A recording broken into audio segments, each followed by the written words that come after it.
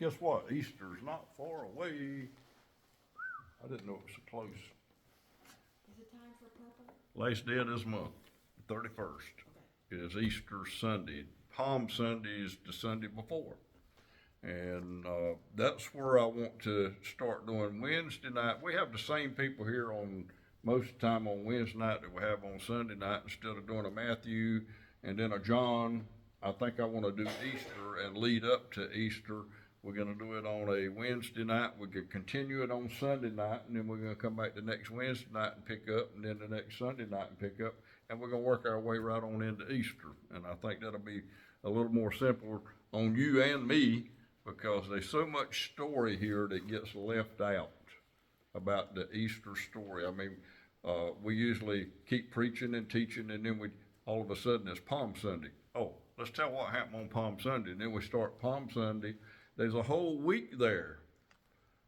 Palm Sunday to Easter Sunday, there's a whole week there that Jesus done a whole lot of things. And that's where we want to lead up to. We want to go back and look at some of those stories.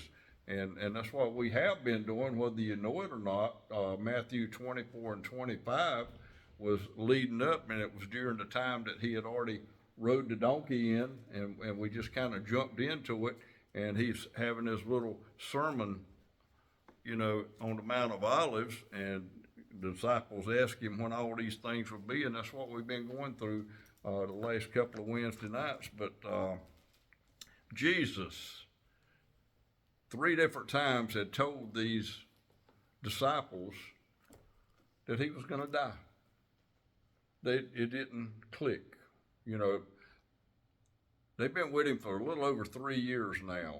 They've seen him do a whole lot of things. They've heard him say a whole lot of things. But it still don't click, because to them, he is the Messiah. He is the one that's going to come in and take care of the Roman oppression. For 30 years, Rome had been in charge of the whole province. In other words, when they, just like, for instance, this is a for instance, we'll talk about it later, but when they took Jesus to Caiaphas, he's the high priest. That's the religious sect of all the Jews. He was the high priest. But they, at one time, could stone somebody to death. You remember they stoned Stephen to death?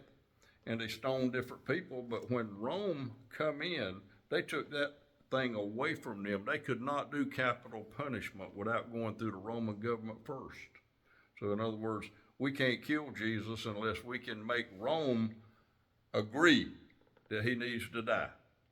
We can't just say he's blasphemed his religion because he claims to be God, but we can go to the Roman government and say he's blasphemed our religion, but also guess what? If he claims to be God, he's trying to take your rule away from you too. So he's going to be ruler over all of Rome. So now y'all got something against him too. This was their plot. This was their idea to get rid of Jesus. They knew that officially they couldn't do it. They couldn't make the decision, crucify him, even though they sat there and hollered, crucify him. That decision went on the Roman government. They were the only ones. They were in charge.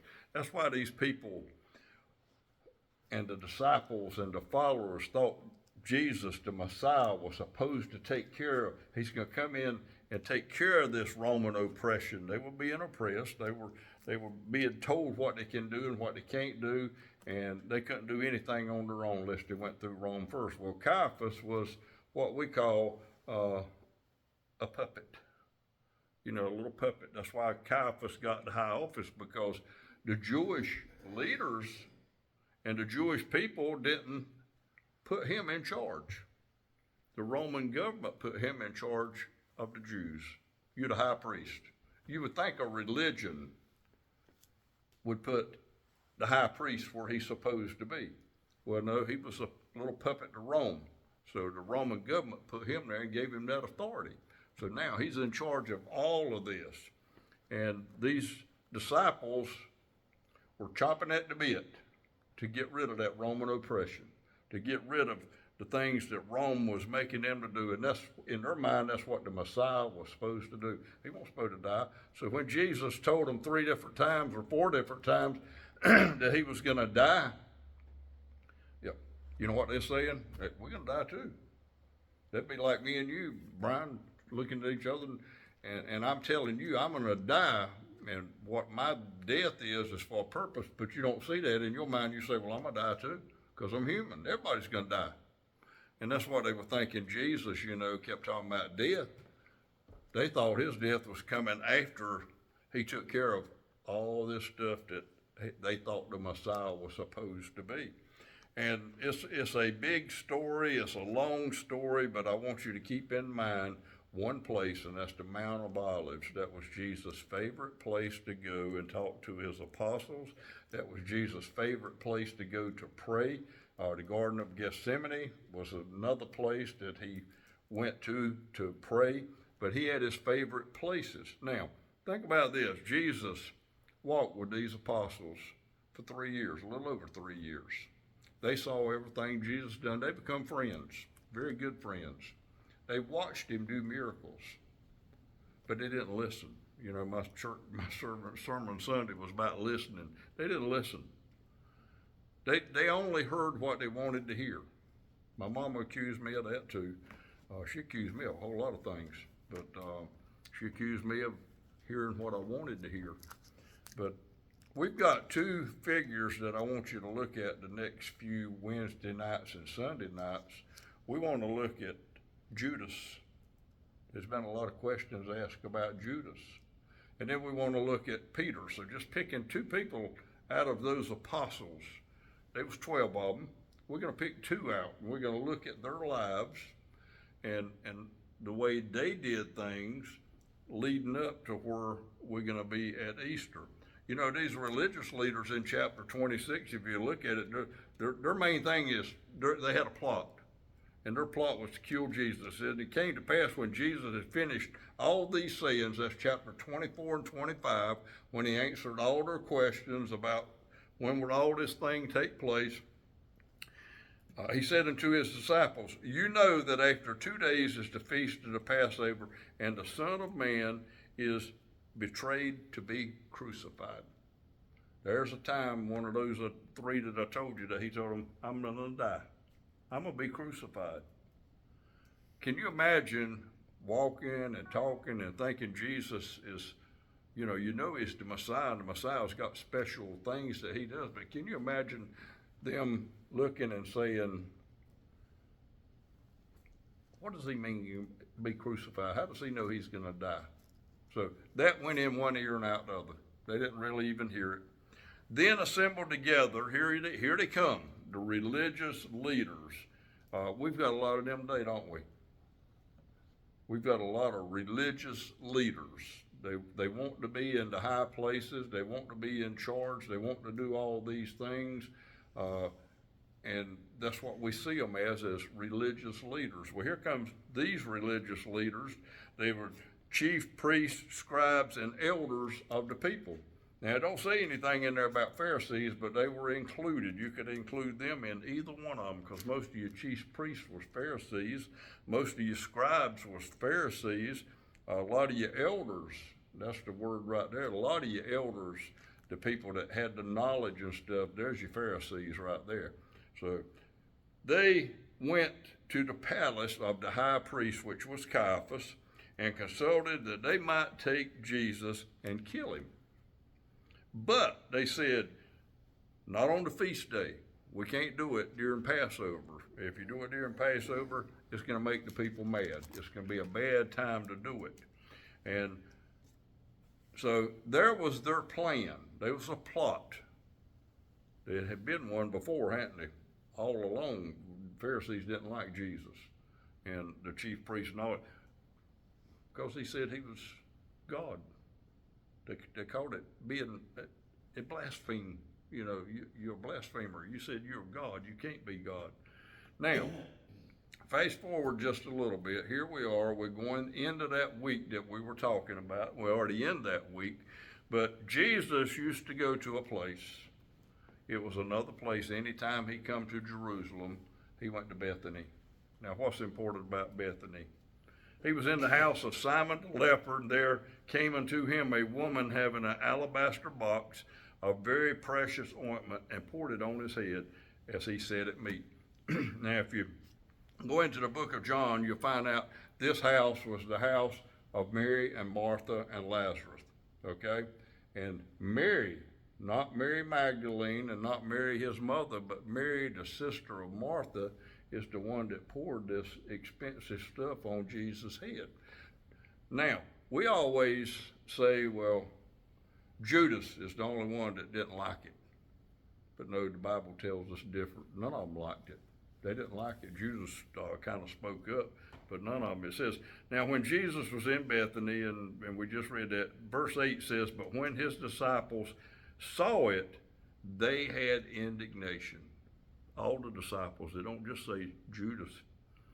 To what purpose is this waste?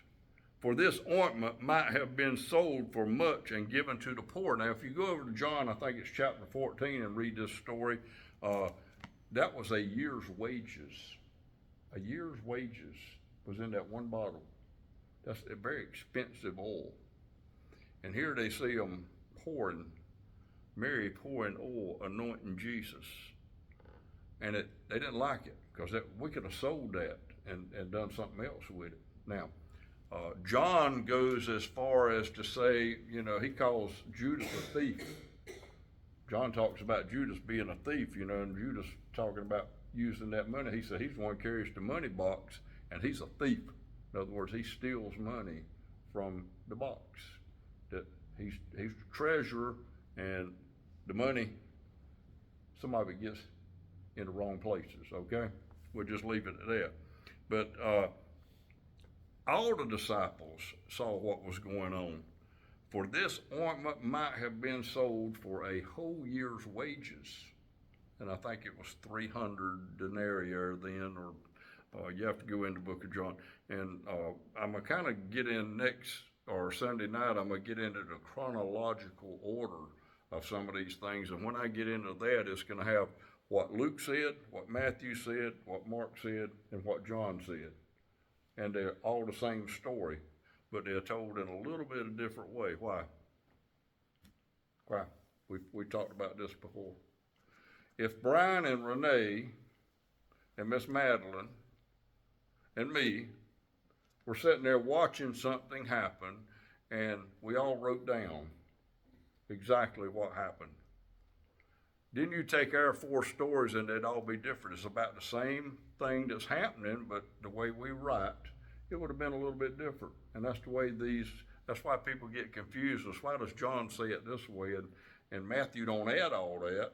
And here comes Luke along there, and Luke got all his information from all the other ones anyway, and going around asking questions, because Luke wasn't with Jesus. He wanted a disciple, and he got all his information by going out asking questions. Very intelligent man too, he had to be, because he was a doctor, and so he was very intelligent. But if we all wrote a story, they would all be different. So when we get into the chronological order, I'm going to show you just a little bit different the way one said it and the other one. And it's a good thing, because one of them had something that the other one forgot to put in there, or didn't write in. Not like he forgot to put it, it's just the way he wrote. Now, John was the last one to write his book. Matthew, Mark, and Luke had already written their book. John, you remember, lived longer than them, and he wrote his book, his books, even his gospel, when he was old. All these things he had probably read Matthew, he'd already read Mark, he'd already read their transcripts and everything. He didn't want to add anything to them. He just wrote what he wanted to write. Why write anything else that you wrote when you got it right anyway? Why do I want to mention it? That's why you have different variations in the Bible. But it's very interesting when you get into chronological order and you start watching the way things were happening then, and at the rate that they went. But we're at the point right now where here they are pouring oil on Jesus' head, and they're complaining that she's pouring that oil on there, and they still don't understand what Jesus said. Matthew says here in verse 10, when Jesus understood it, he said unto them, why trouble you this woman? For she hath wrought a good work upon me. What she's doing is good. It's for a purpose. You could take that whole sentence right there and say, She's doing this for a purpose. And then he told them, for ye have the poor always with you, but me you might not always have. For in that she hath poured this ointment on my body, what did she do it for? He said she did it for my burial. She's preparing me for burial. Now, stop right there. And you're sitting around with all these disciples, and he's talking about, number one, a while ago we talked about that he's going to be crucified. And now here's a woman pouring oil, a very expensive ointment on him, and he says she's doing it for my preparing me for my burial. Well, you don't get buried until you're dead. It went right over their head. They still don't know what Jesus is talking about. Verily I say unto you, whosoever this gospel, this is how important what Mary did. This is how important it is. Whosoever this gospel shall be preached in the whole world, there shall also this, that the woman, what this woman has done, will be told for a memorial of her. How many years ago was that? Over 2,000 years ago. And what are we doing? Exactly what Jesus said we'd be doing. We're still talking about it, aren't we? He said we would, and we're still talking about, here we are, that is told for memorial for her. Now, another thing we're going to be looking at is Judas. And at the time, Judas is going to betray Jesus.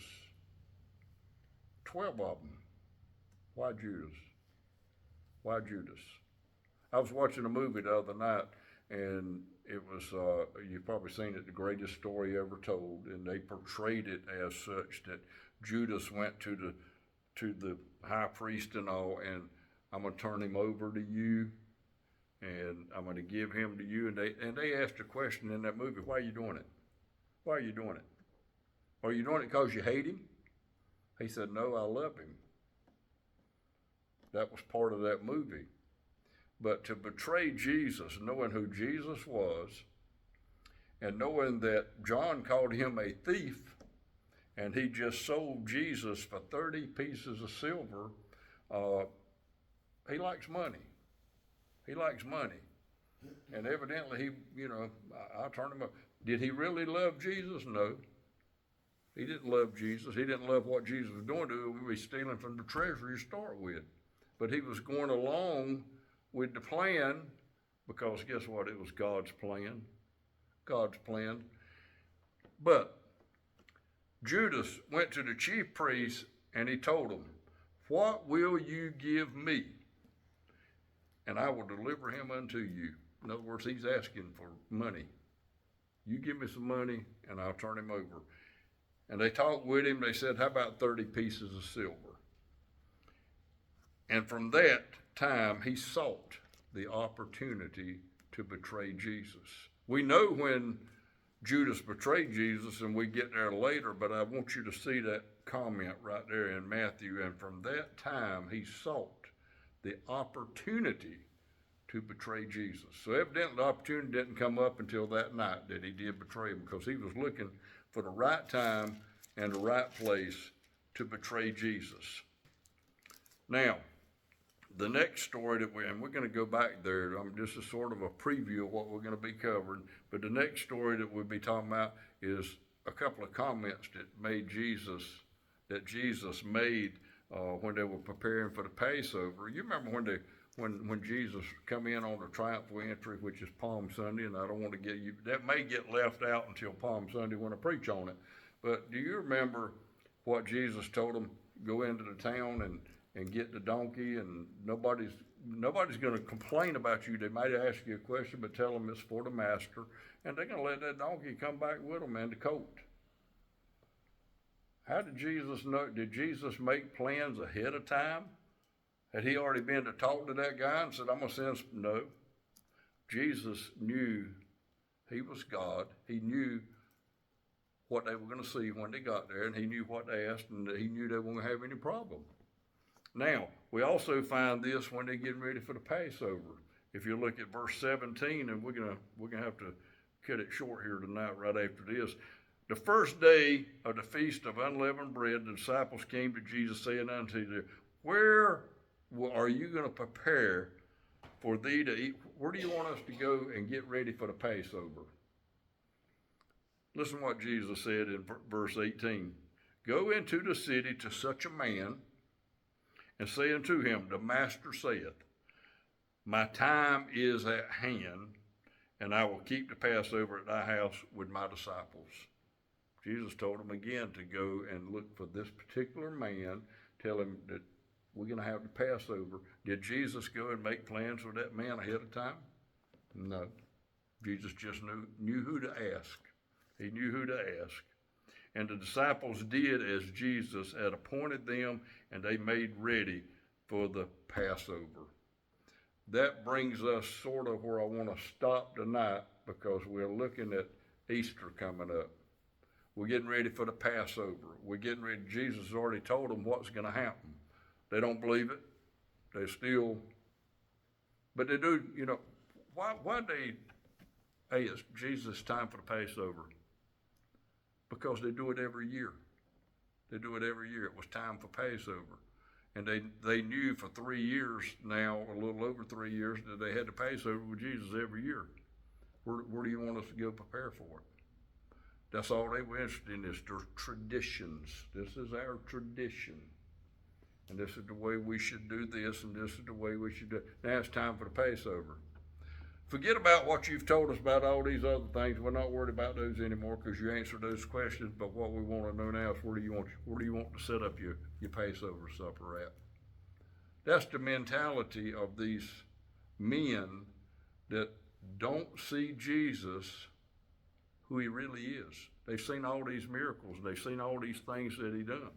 We run into the same thing in the world that we live in today, because they didn't have this whole story to go back and study. We've got the story, and we still neglect to do what Jesus has asked us to do. Why? Because we're too busy. We're too busy doing everyday things. But he tells us what we need to be doing, and we need to start listening. He's also we've talked about it before. I hope you realize how close we are to the rapture. I don't think we're very far from it. It could happen this Easter, or it could happen next fall, or it could happen tonight. We don't know. But we do know that when Jesus says, the signs, when he talked about the fig tree a couple of weeks ago, the signs, you should know about when I'm coming, because these things are going to be taking place.